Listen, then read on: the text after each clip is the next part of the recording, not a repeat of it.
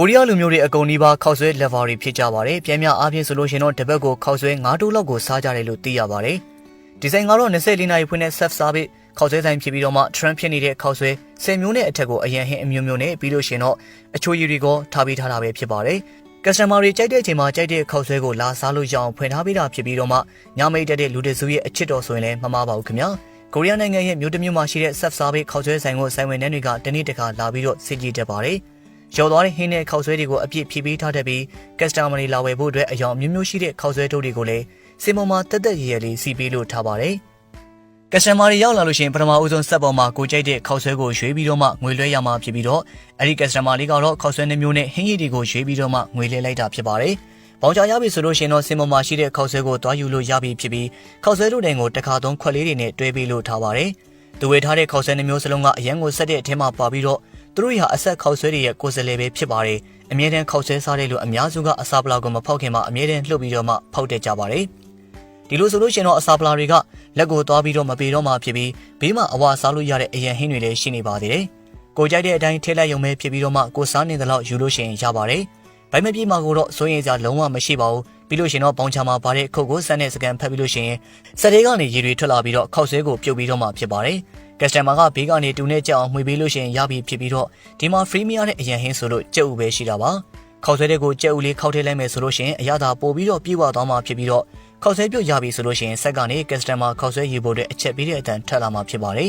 ။ကိုရီးယားနိုင်ငံမှာဆိုလို့ရှိရင်ဘာကူပဲစားကင်ချီကမဖြစ်မနေထည့်ရမယ့်ဇက်ကောင်ဖြစ်ပြီးတော့မှဆက်စားပြီးခောက်ဆွဲဆိုင်မှာလည်းအတူတူပါပဲ။ကင်ချီချင်းချင်းဆက်ဆက်လေးတွေကခောက်ဆွဲကိုပို့ပြီးတော့စားကောင်းစီမှာဖြစ်ပြီးတော့မှအဲ့လောက်စားလို့ကောင်းတဲ့ဟင်းကြီးလေးတွေရှိတာကိုထမင်းနဲ့တွဲပြီးတော့စားရမှာပဲဖြစ်ပါတယ်။ထမင်းကိုစက်ထဲမှာထည့်ပြီးတော့အပူပေးလိုက်လို့ရှိရင်2မိနစ်လောက်ကြာမှထမင်းပူပူနွေးနွေးလေးထုတ်ပြီးတော့စားလို့ရပါပြီ။ထမင်းကိုဟင်းကြီးတွေတစ်ခါတည်းထည့်လိုက်ပါတယ်။ဒါကတော့ခောက်ဆွဲထမင်းပဲဖြစ်ပါတယ်။ခောက်ဆွဲထမင်းစားတာကြည့်ပြီးဆိုရှင်တော့ customer တယောက်ရဲ့စားပုံစားနည်းကိုလည်းကျွန်တော်ကြည့်ကြည့်အောင်ပါ။ဒီကမှာစားပြမယ့်ဟာကတော့ခောက်ဆွဲတုပ်ပဲဖြစ်ပါတယ်။ဘောင်ချာလေးထုတ်ပြီးတော့မှခောက်ဆွဲတွေကိုတွားပြီးတော့ယူပါတယ်။ဒီနေရာမှာစောင့်ကြည့်နေတဲ့ဝန်ထမ်းတွေနဲ့အယောင်ဆက်မရှိတာကြောင့်ပဲဆိုင်ရှင်ပတ်စံရဖို့လာစားတဲ့ customer တွေကအကျင့်ကောင်းမှာပဲဖြစ်မှာပါ။ဒါကြောင့်မလို့ပဲတခါတလေမှာအလကားလာယူတတ်တဲ့သူတွေလည်းရှိပြီးတော့ဒါပေမဲ့လာခိုးသွားတဲ့မြင်ကွင်းတွေကိုမှတ်တမ်းတင်ထားပြီးတော့အီမီနဲ့သက်ဆိုင်ရာကိုပို့ပေးပါလိမ့်မယ်။ဆက်ကကိုကိုစကန်ဖတ်ပြီးတဲ့နောက်မှာခောက်ဆွဲတုပ်ဖို့အတွက်ရေးဖြည့်ပေးမှဖြစ်ပြီးခောက်ဆွဲတုပ်တဲ့အလုံးမှာ customer လောက်ရမှာကတော့ခောက်ဆွဲကိုအဆက်မပြတ်မှွေပေးရုံပါပဲ။အချိန်ရောက်ပြီဆိုတာနဲ့ခောက်ဆွဲတွေကိုထိုးလို့ရပြီဖြစ်ပြီးတော့ခောက်ဆွဲပြုတ်တွေမှာပါတဲ့ရေအများစုကအငွေ့ပြန်သွားပါပြီ။ကျန်နေတဲ့ရေကလည်းခောက်ဆွဲတုပ်ဖို့အတွက်ကွက်တိဖြစ်ပြီးတော့မှပြီးလို့ရှင်တော့အစာပလာတွေကိုခောက်ဆွဲထဲထည့်ပြီးတော့နှက်အောင်နေပေးရမှာဖြစ်ပါတယ်။မုံလာဦးကြွကြွလေးနဲ့စားလဲထွင်ချင်းချင်းဆက်ဆက်လေးနဲ့ဗိုက်ပြေးသွားမှဖြစ်ပြီးတော့မှနောက်ထပ်တစ်ထုပ်ကိုလည်းအဲ့ဒီနေတိုင်းပဲအစာပလာတွေထည့်ပြီးတော့မှနေပေးရမှာဖြစ်ပါတယ်။အညွန့်တိုင်းပဲခောက်ဆွဲလုပ်လို့ရှိရင်သူများဆိုင်မှာလှုပ်ရောင်းတဲ့အရာတာကိုလည်းစားနိုင်မှာဖြစ်ပြီးတော့မှင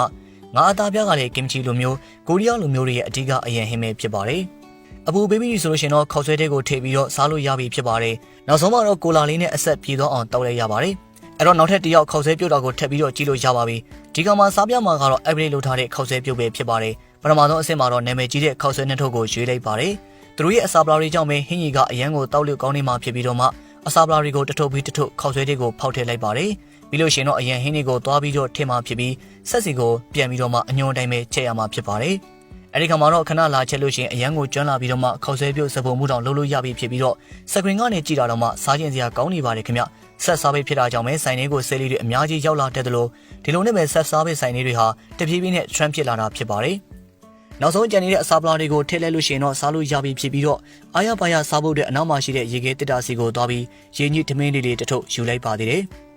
အပူပေးပြီးဆိုလို့ရှိရင်တော့ခောက်ဆွဲတွေကိုဖောက်ထည့်လို့ရပြီဖြစ်ပြီးဒီဆိုင်လေးကခောက်ဆွဲစားတာကိုနှီးမျိုးစုံထွက်လာအောင်အလုပ်လုပ်တာပဲဖြစ်ပါတယ်။အမရသေးဘူးဆိုလို့ရှိရင်တော့တခြားခောက်ဆွဲကိုလည်းဆက်စားလို့ရမှာဖြစ်ပါတယ်။ဟုတ်ကဲ့ဒီ customer စားပြမှာကတော့ခောက်ဆွဲတို့အေးနဲ့တော့ဘူဂီဖြစ်ပြီးတော့မှတော့ဘူဂီကျော်ဆက်ဆက်ကလေးနဲ့အေးချမ်းနေတဲ့ဆောင်းရာသီဟာအရန်ကုန်မှလိုက်ဖက်နေမှာပါ။ကိုရီးယားနိုင်ငံရဲ့ဈေးတန်းထဲမှာဆိုလို့ရှိရင်တော့တော့ဘူဂီရောင်းတဲ့ဆိုင်တွေအများကြီးရှိနေပြီးတော့နိုင်ငံတွေရဲ့အချစ်တော်လေးပဲဖြစ်ပါတယ်။အဲဒါကြောင့်မလို့ပဲခောက်ဆွဲဆိုင်မှာဒါကိုတွေ့ရတာကမဆန်းပါဘူး။9မိနစ်လောက်အပူပေးလိုက်မယ်ဆိုလို့ရှိရင်တော့တော့ဘူဂီပူပူနွေးနွေးလေးစားလို့ရမှာဖြစ်ပြီးတော့ဘူဂီကိုစားပြီးတဲ့အခါမှာဆိုလို့ရှိရင်တော့ခောက်ဆွဲတုပ်လေးလည်းစားလို့ရပါပြီ။သူရဲ့နီလန်ကတော့ကျွန်တော်တို့ပုံမှန်ခောက်ဆွဲတုပ်တယ်လို့ပါပဲ။ဘာဖြစ်လို့အေးလို့ခေါ်တာလဲဆိုလို့ရှိရင်တော့ခောက်ဆွဲကိုကြောက်အောင်လုပ်ပြီးတဲ့အခါမှာ customer ကအဲ့ဒီထဲကရေကိုအကုန်လောင်းချပြီးတော့ရေပိုက်ထဲကရေနဲ့အေးအောင်ဆေးလိုက်လို့ပဲဖြစ်ပါတယ်။ဒီလိုလုပ်တဲ့အခါမှာတော့ခောက်ဆွဲကပို့ပြီးတော့ဝါလို့ကောင်းမှဖြစ်ပြီးစပွဲဘက်ကိုပြန်ယူသွားပြီးတဲ့အခါမှာတော့အနှစ်တွေကိုထည့်ပြီးတော့နှိပ်လိုက်ပါတော့တယ်။ခောက်ဆွဲတက်ကနီနီရဲရဲလေးဖြစ်သွားပြီဆိုတာနဲ့တလို့စားလိုက်တဲ့အခါမှာအရန်ကုန်မှစိတ်ချမ်းသာစရာကောင်းနေမှာဖြစ်ပါတယ်ခင်ဗျ။